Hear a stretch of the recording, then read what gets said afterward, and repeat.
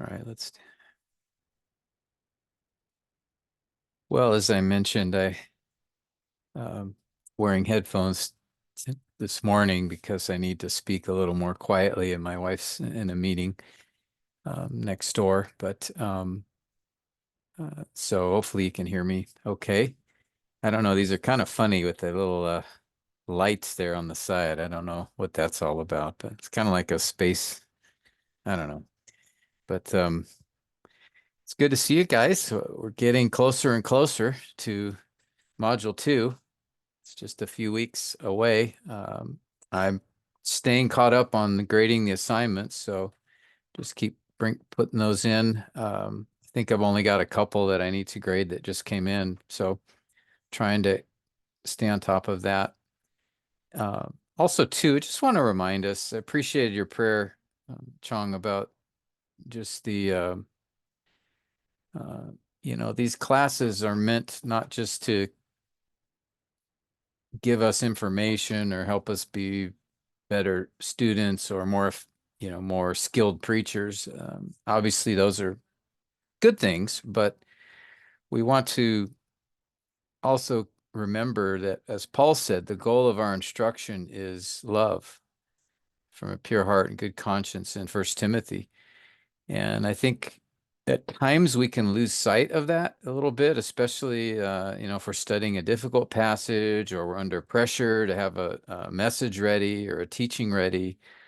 Or even sometimes we get caught up in the theology and doctrine of a text that we even sort of miss the point of that is intends to direct us towards a greater love for God and for people. And so just we need to keep that in mind, remind ourselves of that as, especially when you're doing these assignments, preparing these messages for the preaching labs, that we don't lose sight of the fact that, these labs are going to be an opportunity for us to encourage one another in the Word. Hopefully, encourage one another in the Word, and not just to be getting evaluated and graded and those things. And so I just want to encourage you guys as you approach preparing your sermons and as you bring them to us, next during module two in a few weeks, that you use those opportunities to bless uh, to bless the other brothers, and because it is God's word, and Holy Spirit works through His word, and so we're not only trying to learn and improve on our ability to understand and preach a passage and teach it, but also that we would be sharpening and helping one another as we bring the word. So just want to have us remember that as we move forward. With that, let's go to the notes here. I want to focus our attention again this week on the sermon itself, because last session, a couple weeks ago when we met, we started on talking about this. So I want to just continue for the rest of this session, focusing attention on the sermon itself. Now that we've done all of this study, these first 8 steps here, and then even on top of that, looking at the timeless truths and meditating on the passage. Now we want to aim towards putting the sermon together. And we need to remember really the 3 skills that a preacher or teacher of the word needs. The first skill is the ability to study, to understand, to break down a passage and find what the author, his intended meaning.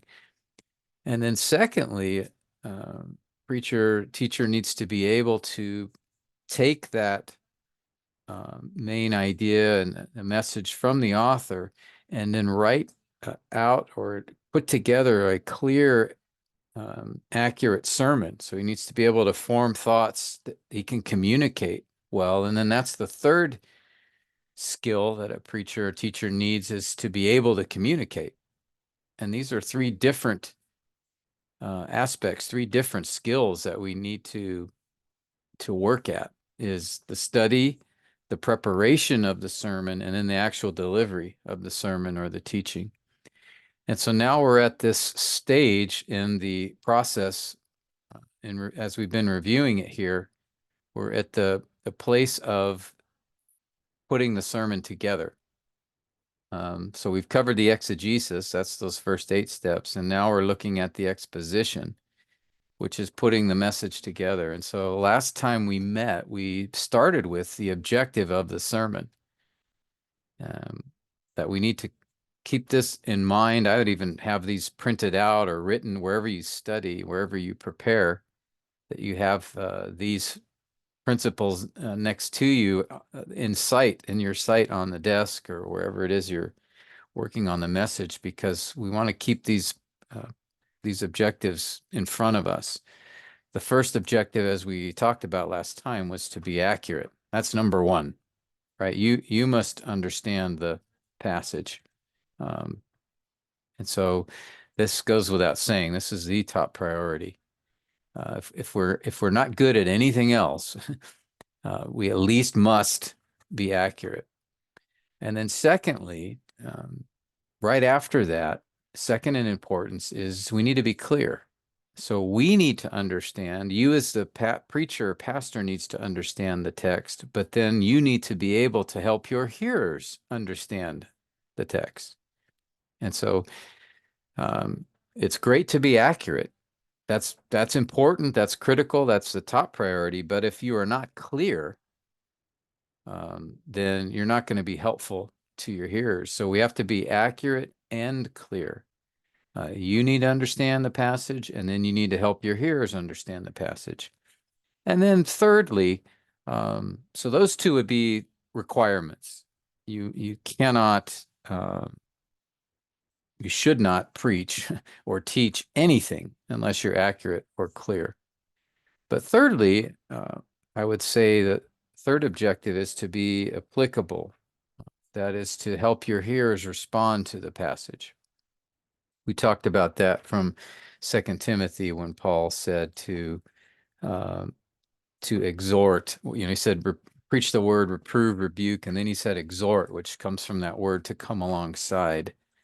And so we're to come alongside our hearers as well and help them not only to understand the passage, but this idea of coming alongside is for the purpose of directing, assisting, giving ideas, application, and how they can live out the text. And then finally, the last one is to be passionate. So we need to be accurate, clear, applicable, and then passionate. I mean, you must teach with conviction. Do you believe the passage? And do those listening to you, do they see that conviction from you? I remember, I don't know if this was in the notes or not, but famously, Benjamin Franklin, one of the founders of America, he really loved to listen to George Whitefield, a British preacher who came to the U.S. back in the 1700s as a missionary here. A very famous preacher, was God used to bring revival in the United States at that time.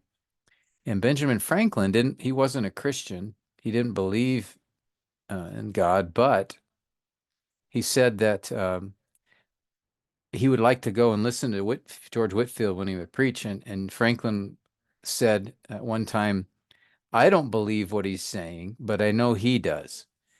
And so Franklin could even see, even as an unbeliever, could see the conviction and the passion.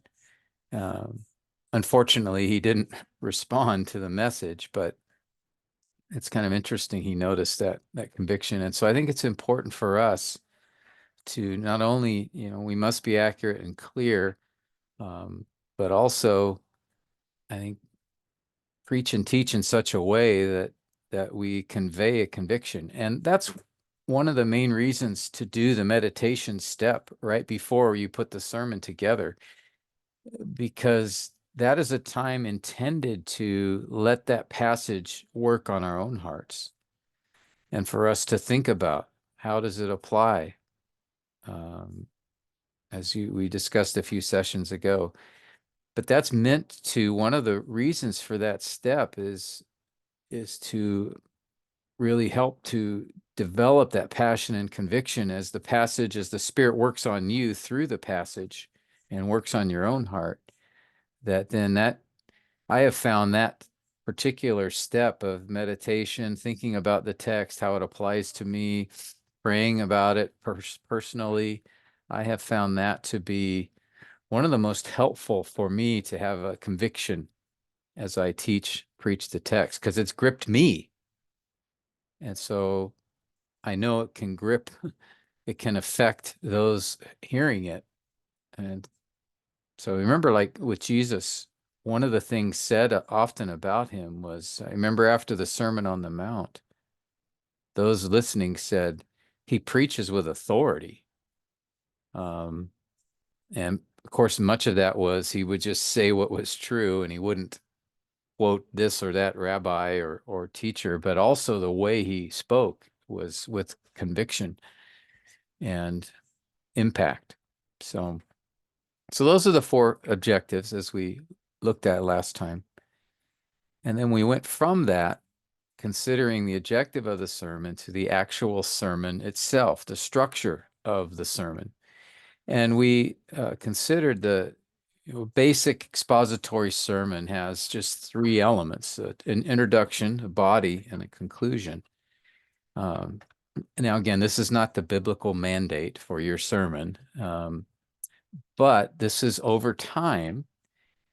It has been observed and it's been tested through time that this kind of a structure is most helpful. You have the introduction where you're introducing the text, bringing your hearers to the passage, in the body of the sermon, which is the main part of your sermon, which has the main point, the outline points, and then all of the details, and then a conclusion, which hopefully we'll get to as well a little bit later. But those three elements have been seen over time to be effective in being clear. Again, remember, accuracy, clarity. And so having this kind of a structure with an outline, a body, and a conclusion will help you to be more clear. And then even how you structure the body of the text, which we'll get to in a moment. Okay? So we looked at last session, the introduction, and I'll just remind us of the key points as we consider the introduction. And that is that, sorry about that. An effective introduction has these elements that we talked about last time. Get the attention of the hearers. I think that's the first thing is make sure that before you get to the text that you bring everyone to attention, that they're listening. And then as you do that, you're introducing the theme or topic of the passage. So you're preparing them for the message and with getting their attention. So we don't just get their attention in any way, just doing anything. You know, you can get up and tell jokes or sing a song, but no, we want to get the attention in a way that also is directing the congregation or the hearers towards the topic. And to do that, what's really helpful is to also surface the need as you're introducing the topic. How does this passage or the principles from it, how is it going to be helpful? What will be important for your hearers in relation to this passage? Then, of course, describing the background context of the text is helpful in this stage. The way I normally do this is, and this is not a rule, this is just my approach, typically will be I'll get the attention of the hearers. And then as I do that, I'll have it something related to the topic of the passage. And then I might bring up a few questions or thoughts that will surface the need.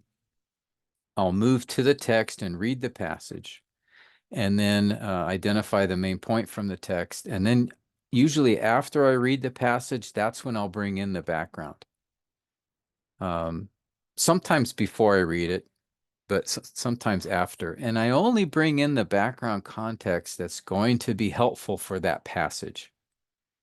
especially if you're reading through, preaching through or teaching through a book. You don't have to do the background of the book every time, obviously, right? But there may be some element or aspect of the background context that will be helpful for your specific passage that you're teaching. And so I just um,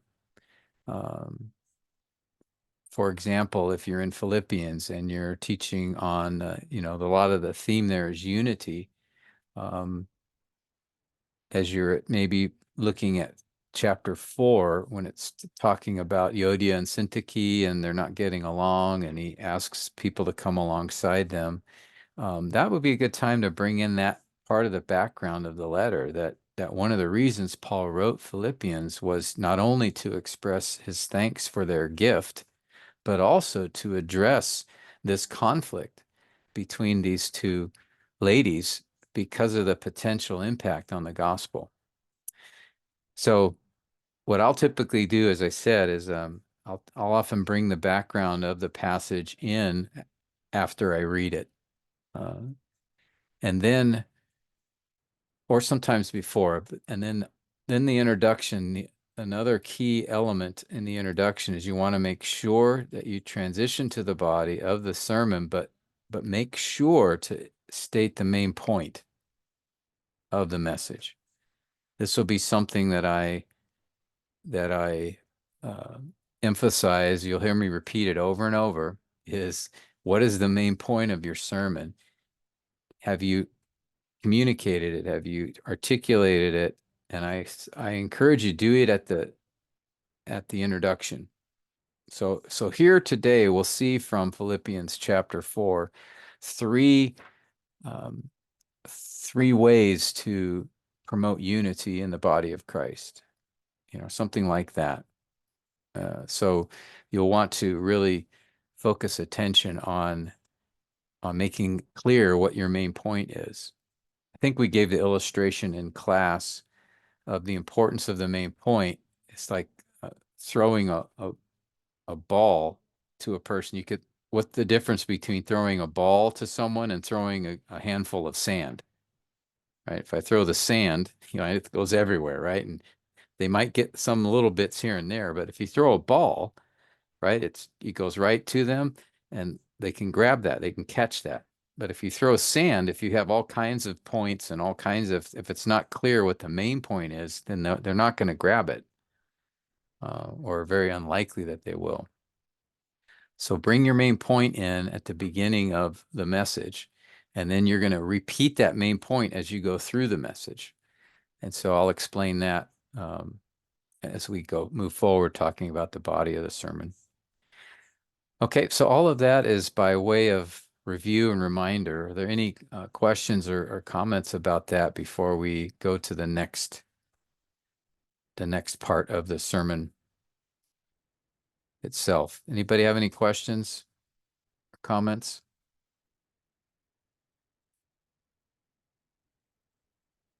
I have found that a good introduction can really set the tone and help your hearers um, get a lot out of the message. Because if they're still confused or they're wandering around or it's not clear to them what's going on, all of that you should set with the introduction. And if you don't do that, people can be lost, or uh, it might take them a while as you get into the sermon for them to start figuring out where you are and what's going on. And so I think the best way, the most helpful way for them to get the most out of the message is for you to have a good introduction that grabs their attention, moves them to the text, and then clearly identifies the main point of the text for them. And if some guys like to do the outline as well in the introduction, that's fine. You don't have to do that. Sometimes it can be helpful to do that. People can follow you. Like if you say 3 principles for promoting unity in the body of Christ. The first is, to be involved in one another's lives. The second is to pray for one another. And the third is to be thankful for one another, or whatever it is. Um, so you could do that, or you could just say the 3 principles to promoting unity in the body of Christ. And we see the first principle here in verse 4, and that is, and then you can just open each principle as you go through the passage. But very important, that introduction, to set the table. But any questions or comments on the intro before we move? Pastor, Yes, sir. Alan. um, can the introduction be given before the text is read or after the text is read That's a to the book? great question. Sorry, did you have more to that? Did I cut you off? No, that's it, Pastor. Yeah. Um, my preference, this is again not a rule, but my preference is I want to get their attention first before I read the passage, because the most important thing in the whole introduction is reading the text, honestly, right? The word itself.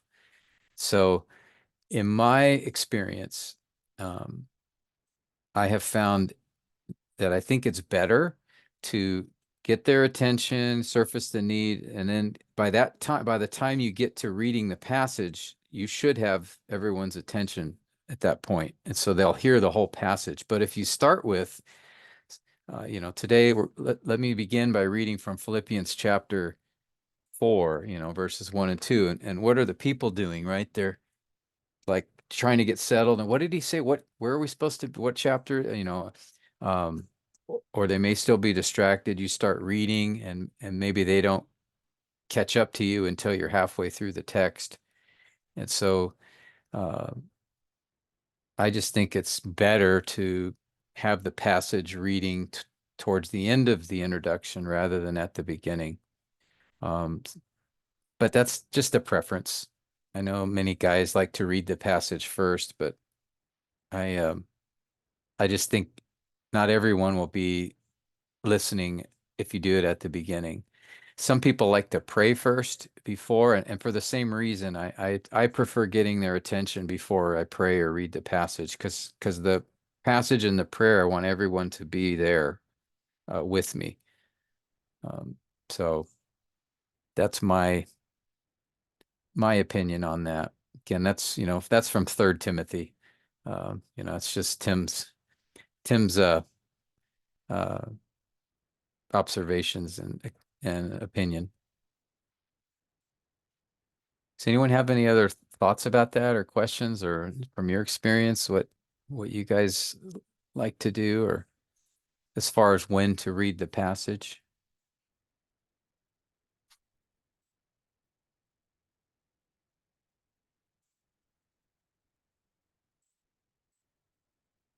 Okay, it's a good question. And I'm not gonna, fail you if you read the text at the beginning for your preaching lab passage, but I'll probably make a suggestion though that you wait, because I've often observed, even myself sometimes, I'll be trying to get my thoughts ready, and then all of a sudden I realize the guy's reading the passage, and I'm not even at the text yet, and so I miss part of it. So I'm, myself even too as a listener.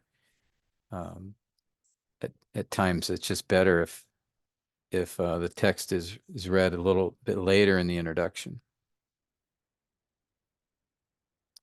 Okay. Any other questions or comments before moving to the body of the sermon? Pastor Jim, Yes. uh, when we are going to formulate or write our introduction? Another great question. What do you guys think, or what does anyone have? When is a good time to put the introduction together as you're writing out the sermon? Is that the question, Jed? Pastor Tim. Yeah. Anybody have any input or suggestions on how you do it, or what you found to be helpful? After the body and the conclusion. After you do the body and conclusion? Is that what you said, Jason? I think that's what I heard. Yeah, I think for the introduction, because you want it to be connected to the topic of the message, it's helpful to know what you've said in the body of the message first. So I think many people, many experienced preachers that I know typically will wait till they've written out the body of the sermon and then they'll do the introduction because they know where they're going in the body, and so they'll put the introduction together afterwards.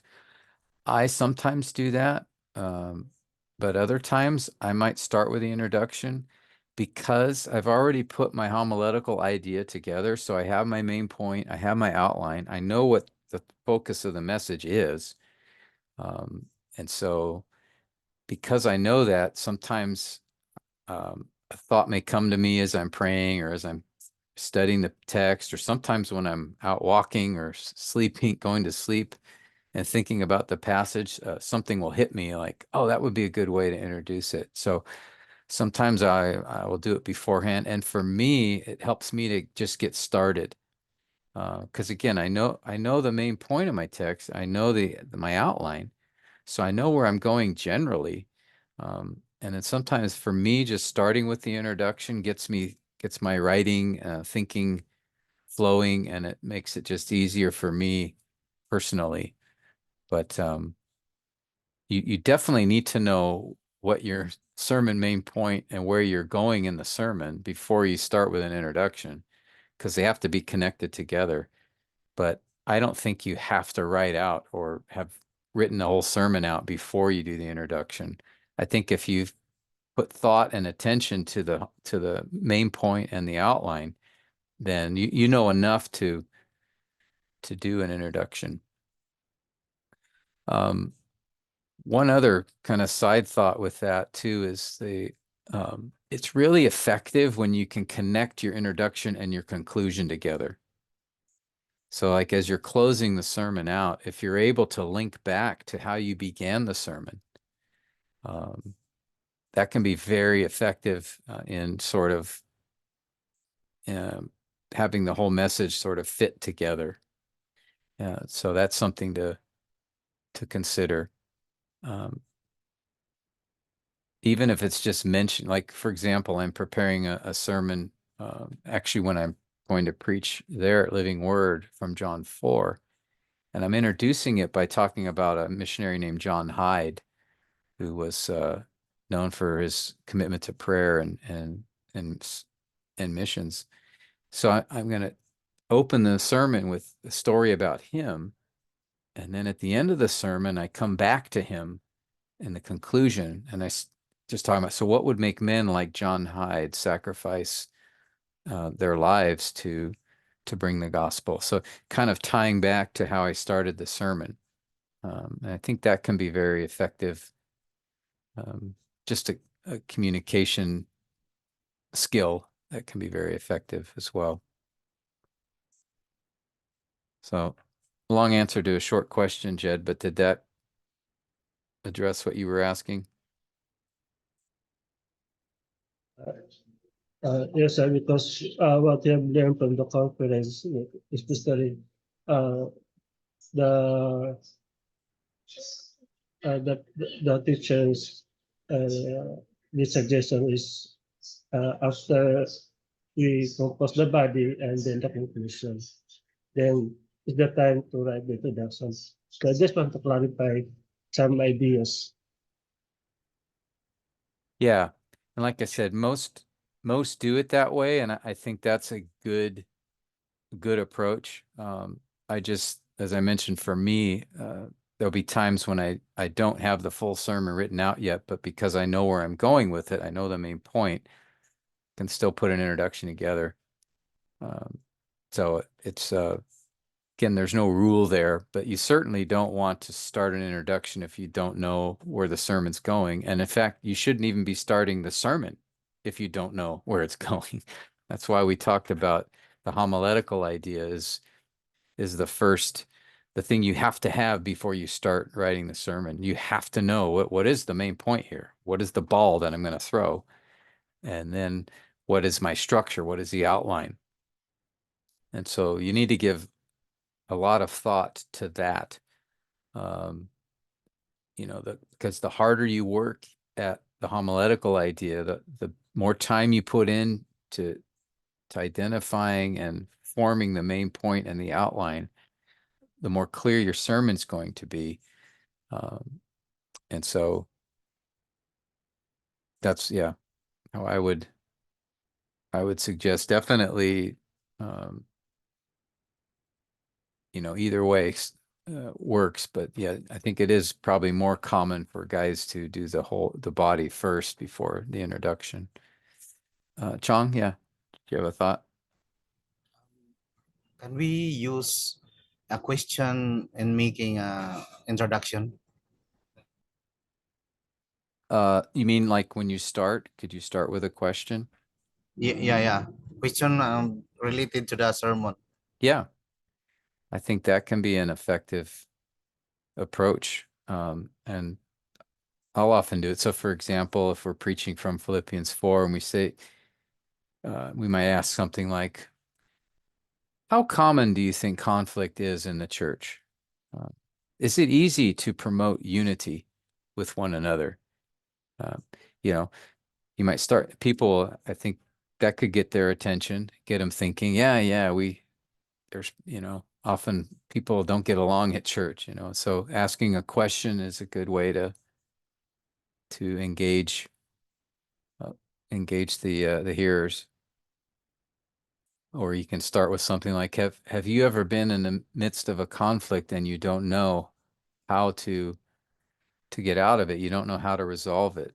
Um, that will do two things. One, it can get the attention, can be directed toward the topic, and it can surface the need, right? Because you can ask certain questions that'll get people to think, yeah, I have that problem, or that's hard for me. So questions can be very effective. You don't always have to have a story to start a sermon. In fact, I encourage people to vary it a little bit, do different things with the introductions. Same goal, get the attention, direct towards the passage, focus on the topic. But how you do that, it's good to change and vary from time to time.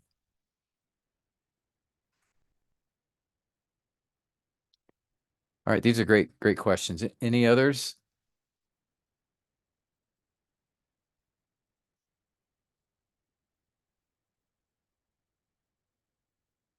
Okay, well, let's move now to the the second element of the sermon, which is called the body of the sermon. And again, this is the most extensive part of the message. Okay, right? The introduction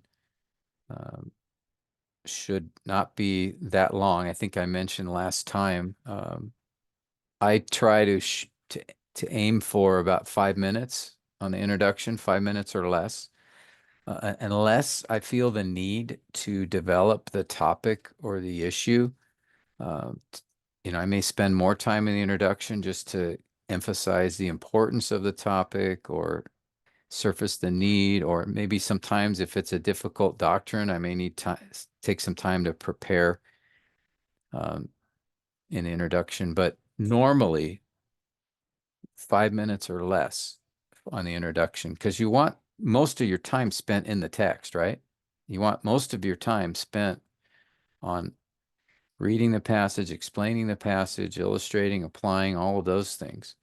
And so an introduction is just meant to introduce it. It's not meant to start teaching it. That's in the body of the message.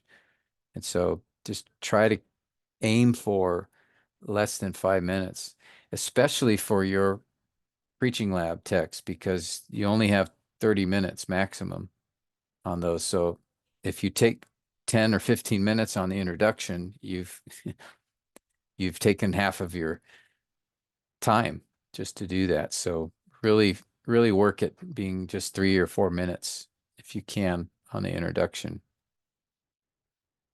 So with that, that moves towards the body of the sermon. And the body of the sermon is framed by the homiletical outline. If you'll remember the one that Jim gave us from 1 Peter 5, he had his homiletical outline. He had the main point, which was 3 essentials for humbling yourself in difficult times. And then his outline was, accept your circumstances, stand fast against the devil, trust God and his timing. Okay, so this outline, that's the body of his sermon. All right, so everything in the message is going to hang on the main point and those 3 outline points. And so it's important that that's why I said earlier to have a solid grasp on the main point and the outline points to make them accurate and balanced, directed. And so now what do we do? Okay, great. We have the main point. We have the outline. We have the structure of the message. So what do we do at the next step? Now we need to fill it in. You could think of the outline is sort of like the skeleton, but now we need to put the muscles and the flesh on the bones, right? So what does that look like? What does that involve? Well, each of the outline points really should have these 6 elements. The point needs to be stated, explained, illustrated, argued, applied, and then questioned. Or said another way, each point of your outline should have a point, proof, picture, plan, persuasion, and problem. I'm going to go through each of those. We did these in class, but we went over them a little bit quickly before, so I wanted to take some time and go through these with you guys together. All right, point, proof, picture, persuasion, plan, and problem. Okay. So first, we want to state the point, obviously. This may seem obvious, and normally you'll have the point in your notes, but oftentimes I've noticed guys fail to state that outline point. So, you know, sometimes I think we see it on our notes, and then maybe we think we said it or whatever, sort of assume that the people know it, but we don't say it explicitly. So make sure as you move to your sermon. So for example, if you were preaching from 1 Peter 5, you would say, okay, so from this passage, we see 3 essentials for humbling yourself in difficult times. The first essential is this: accept your circumstances. We see that in verses 6 and 7. Accept your circumstances. So make sure you state the point, okay? And then secondly, and added to that, I would say state the outline point at the beginning when you introduce it, and then repeat that outline point at the end as you transition to the next one. I'll discuss that more when we talk about transitions. So first, just simply state the point. And then secondly, you need to provide the proof. So it's point, then proof. And proof just means to explain. Explain the point. How did you get that point from the passage? What words or phrases or what is in that passage that gives us this outline point? So for example, if you're using the accept your circumstances, the first point, let's say, so we see this from verses 6 and 7. Let me read them again to you. So you read the verses and then say, so notice first how Peter says, and so you're just basically giving them the explanation from the text. That's the important part. It has to be it's derived from the text. So point me to the passage. And that means then that in your sermon, you should often be saying something like, look with me at verse 6. Or do you see that word, fervent in verse 7? Or take a look with me at the middle of verse 5.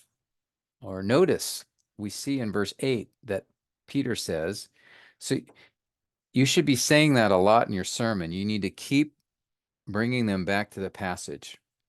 Keep them looking at it. Don't just, because you want to help them. You're doing a few things when you preach. One is obviously you're communicating the passage so that they understand and apply it, but also too, over time, you're teaching them how to read and study the Bible by how you preach. A lot of guys don't realize this or think about this part, but you actually are teaching them how to approach a passage by how you explain it.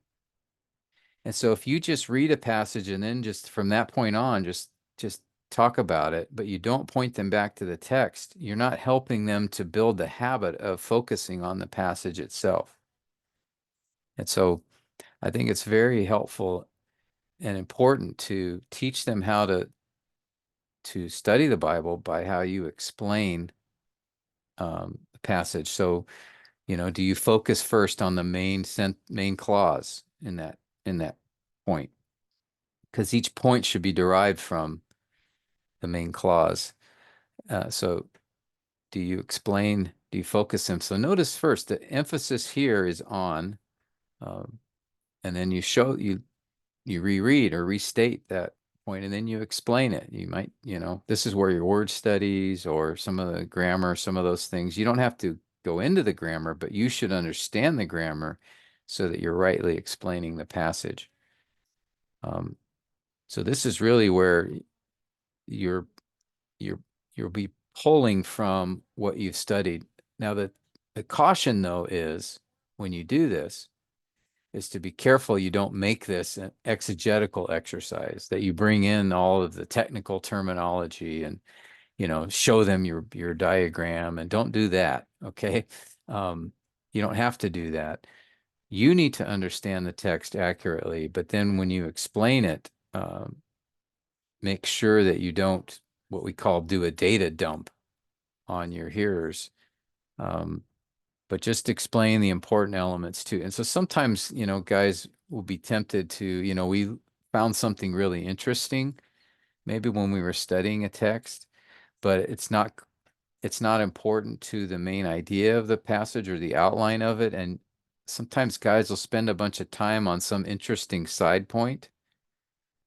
Like say you're preaching from Philippians 4, and you're focusing on unity. And then you say, as I was studying, I found out that Philippi was one of the main cities for the Roman soldiers to take vacations. And, you start talking about something that maybe is interesting, but not important or significant to understanding the passage. So you have to be careful.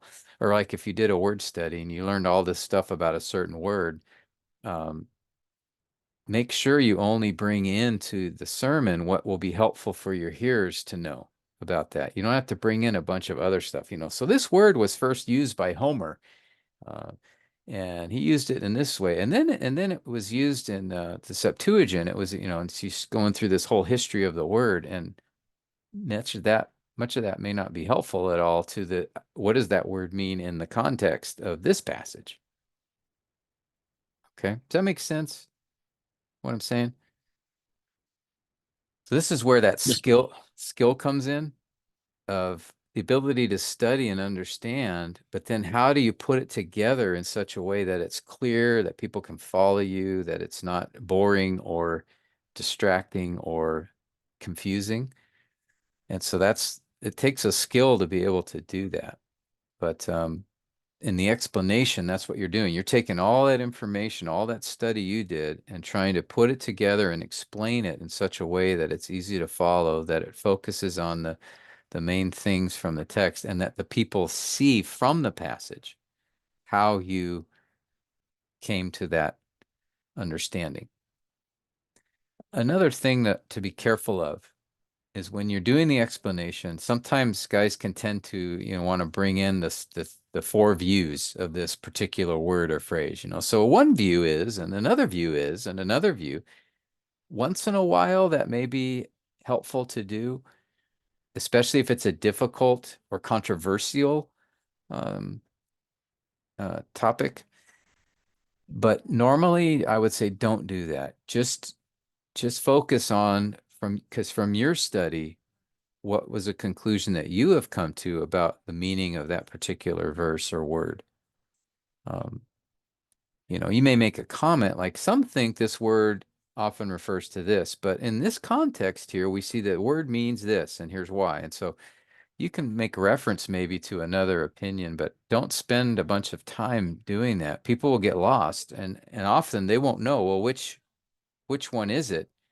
And if they aren't paying attention the whole time as you explain each view, they may be confused by that. So I would encourage you, if you're preaching on like to an open congregation, to not do that. Now, if it's a smaller Bible study or a men's group, or something where there's more focus and you can get into more detail, or there's a higher level of understanding among the people you're talking with, teaching, that may be okay to bring more in those kind of situations. But if you're preaching a sermon to general congregation or general group of hearers, I would say,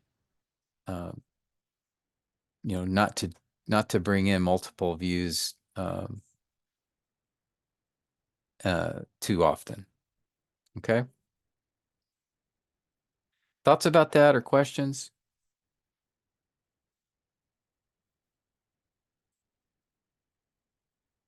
Okay. So there's the point, that's stating the point. There's the proof, that's explaining the point. And then there's the picture, that's illustrating the point. And as I mentioned here, the illustration comes from the Latin word illustratio, which is to enlighten, to light up, to make seen, to make visible. And that's what a sermon illustration is meant to do. It's to communicate a biblical truth with something the listener can understand, can see in their minds. And so an illustration is one of the aspects is to clarify a particular truth, but that's not the only thing that an illustration should do. Effective illustrations not only maybe clarify a particular truth, but they also emphasize a particular truth, or they can be used to make a particular truth memorable. For example, if I were to be talking about, like even this past Sunday, I was preaching at our church, and I was drawing attention to trusting God in difficult times and trials.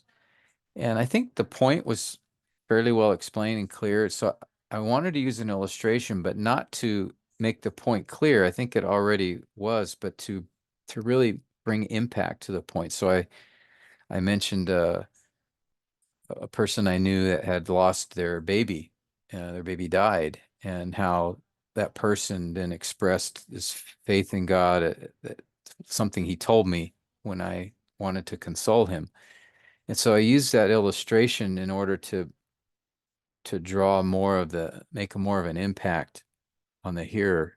That here's an example of someone who put their trust in God in a very, very difficult trial. And so illustrations not only can help make something more clear, but they can also emphasize a point or make that point memorable. Okay. Now, what might be some sources of illustrations? What are some things we can use to give us helpful illustrations? Anybody?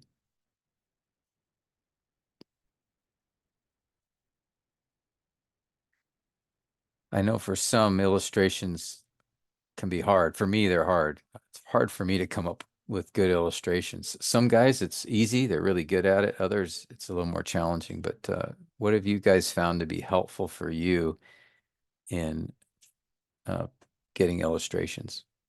Anybody?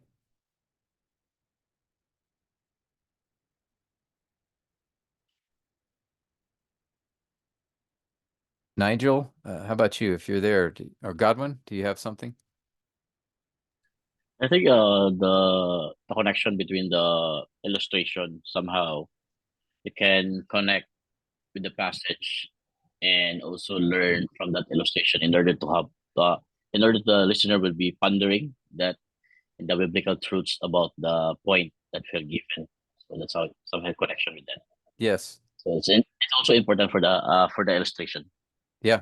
Good point. Very good point. Good morning, Pastor Tim. Hi, good morning, Nigel. Yeah, I think for illustrations, if possible, I like using experiences, ministry experiences, and because that way it's more relatable. Yeah, so it's Yeah. contextually relevant. Yes. Yeah, from experiences, a personal experience, ministry experience, those are often very engaging, right? Because people like naturally when you say something about yourself or an experience you've had, people um, tend to grab that or it tends to get their attention a little more. Other sources for illustration, other ways to come up with illustrations.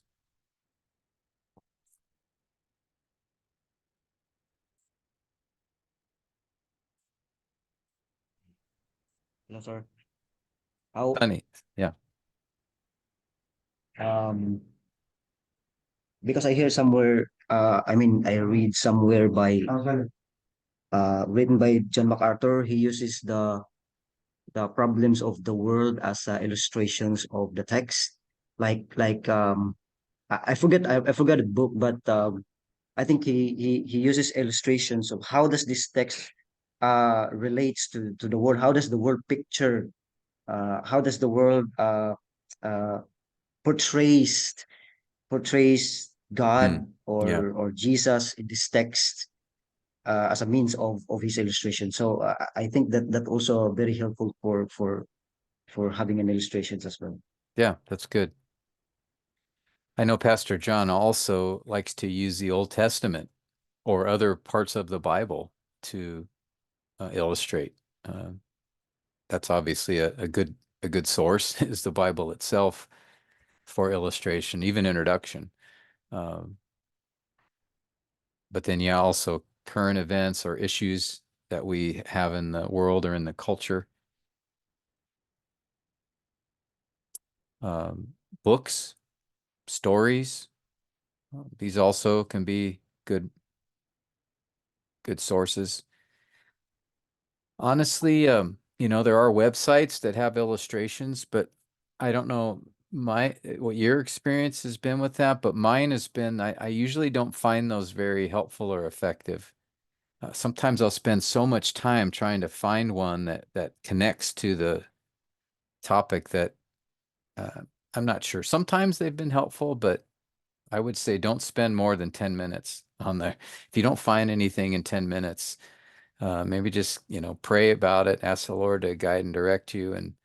Um, and sometimes you may want to wait, just put in your notes, okay, illustrate this point, and then just pray about it. And maybe the Lord will bring something to you I've had that happen a lot where I'm thinking about my sermon and then just as I'm doing something else, a thought might come to me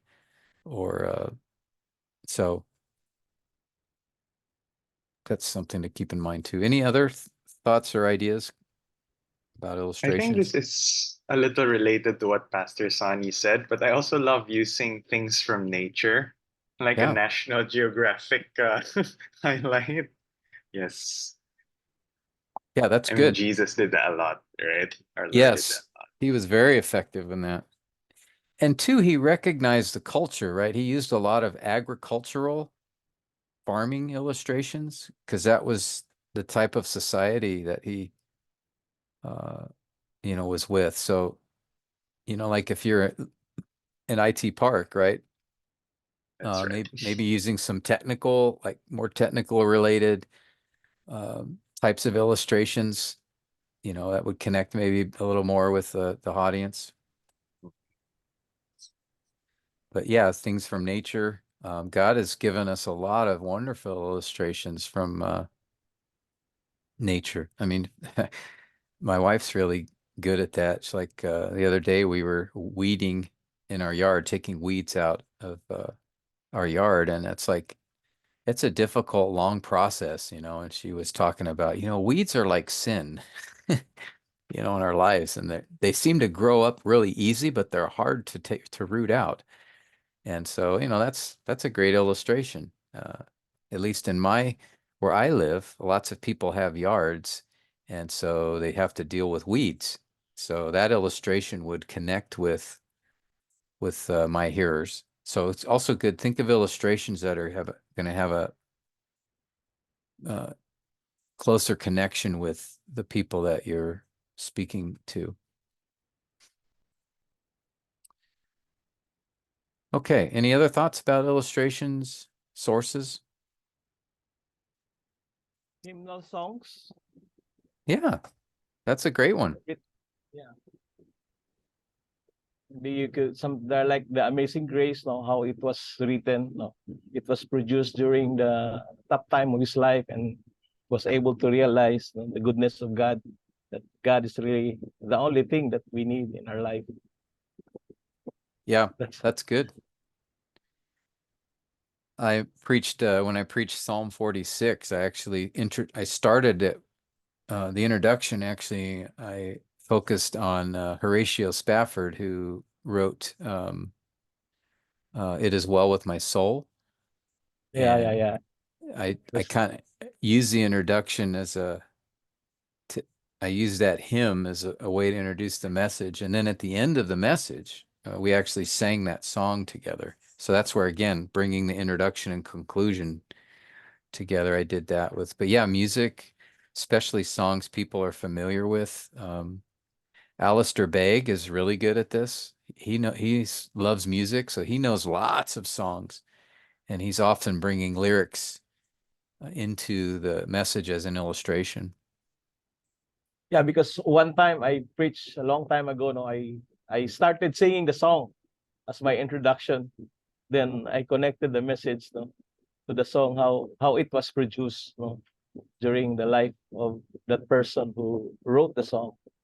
So that was my introduction. I sang the song. As long as you have a good voice, that's a good thing to do. Yeah, yeah. Praise God, I have one voice. Okay. Thank you, Yeah. sir. Good. So actually, there's really a lot of ways to illustrate a passage. Again, when you think about the illustration, isn't just meant to clarify the meaning of the text, but also to emphasize it or to sort of make it memorable. Sometimes people, if you have a good illustration, they can remember the point you were making from the illustration. So they remember the illustration, and then that can remind them of the point. Okay. How about the recent events, Pastor Tim? Yes. Yeah. Recent event, calamities going on, world events. Yep. Definitely. And that's something people will connect to as well,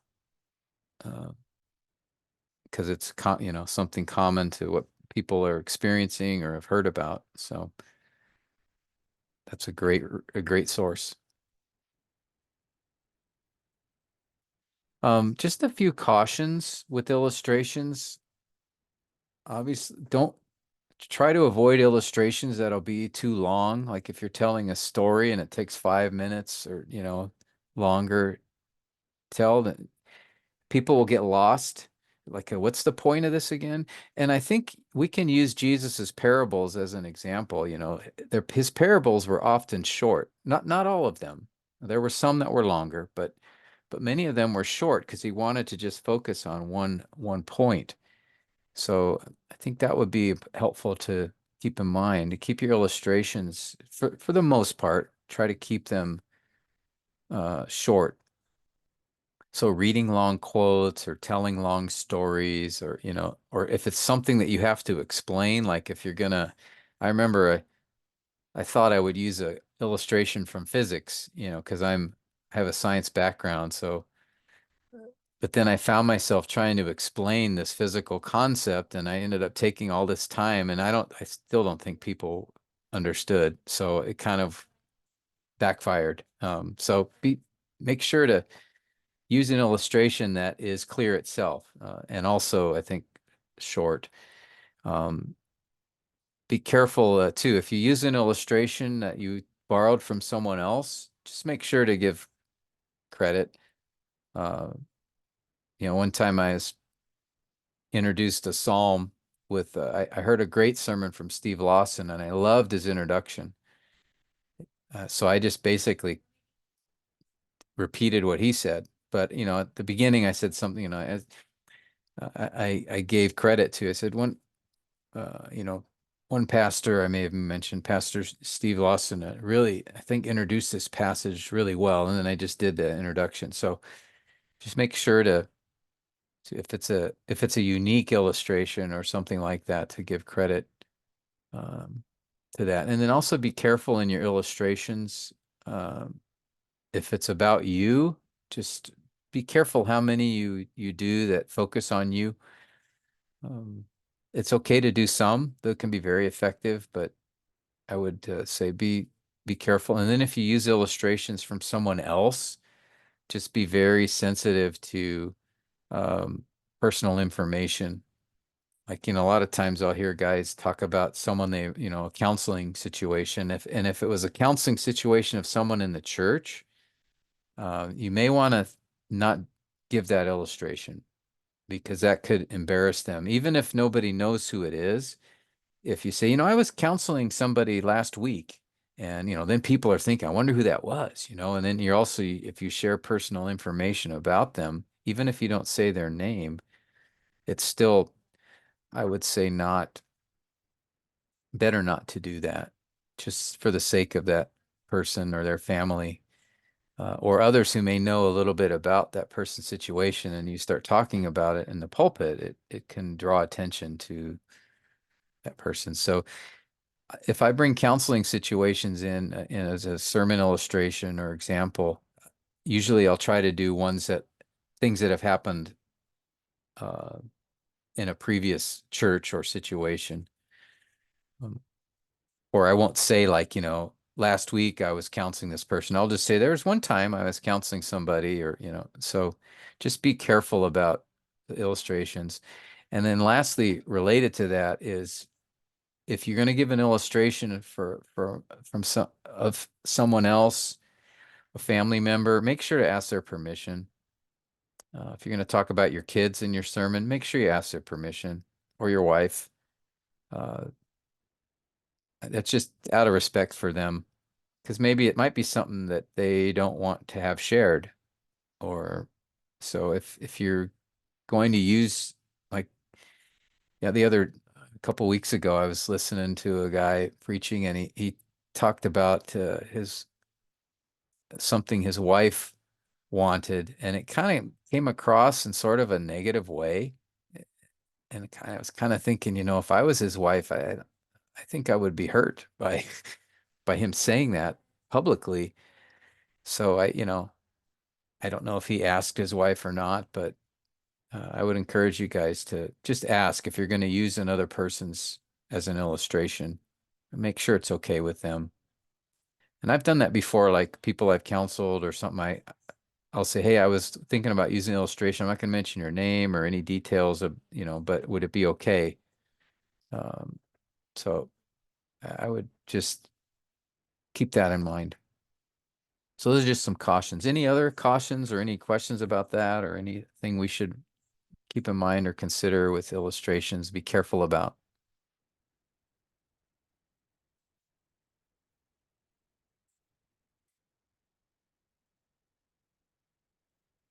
Okay. We'll cover one more, and then I need to end a little bit early this morning because I have another important meeting that just came up. So let me just do one more topic here. So we've talked about the point, the proof, the picture, and now persuasion. That is the argumentation. So we have the stating the point, explaining the point, illustrating the point, and then now arguing the point. And what I mean by this is not like an argument, but rather the idea is it's really to persuade. So once you've stated the particular point, now you want to persuade or encourage or compel the hearers to respond to that point. Okay. That's the goal of what I'm calling here argumentation, right? Because we're not just teaching. We need to teach, but we also need to preach. And I see the distinction between those as teaching is just instructing, explaining from the text what it means.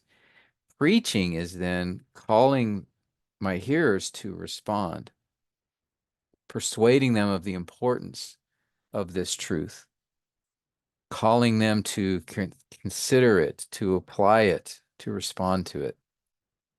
Okay, that's how I would term this argumentation.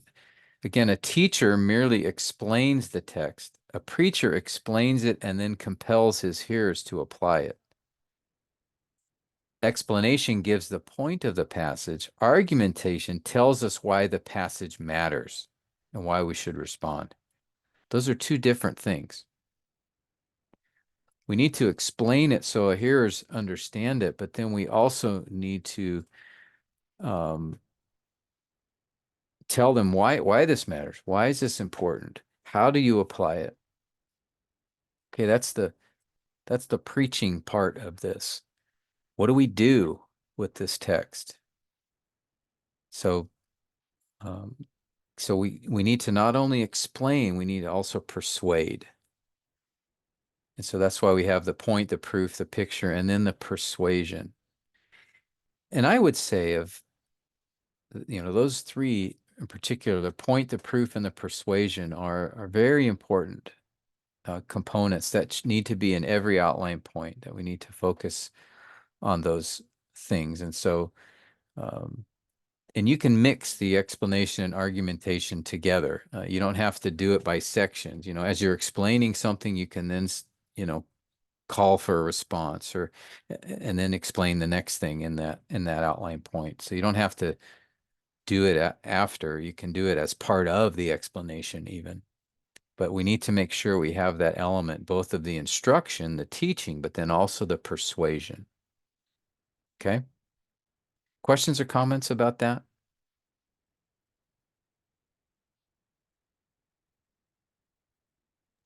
And so far, positive. Okay. Okay.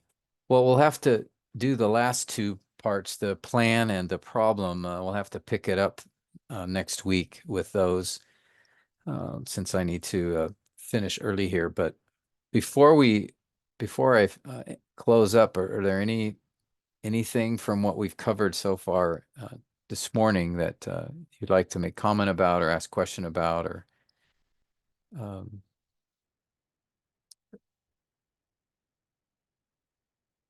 hopefully it was clear. But yeah, I want to make sure to give you opportunity.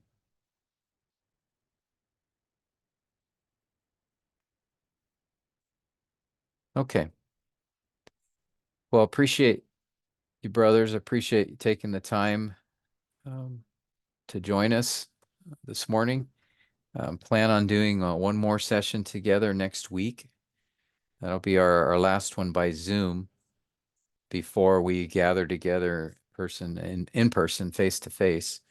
So if you do have any questions or things about your passage, I'm happy to answer them. Several of you guys have been sending me messages with questions. I totally welcome that. So please don't hesitate to do that. If there's something in your passage that doesn't make sense or it's challenging, you're I'd be more than happy to try to answer any questions you might have about that. So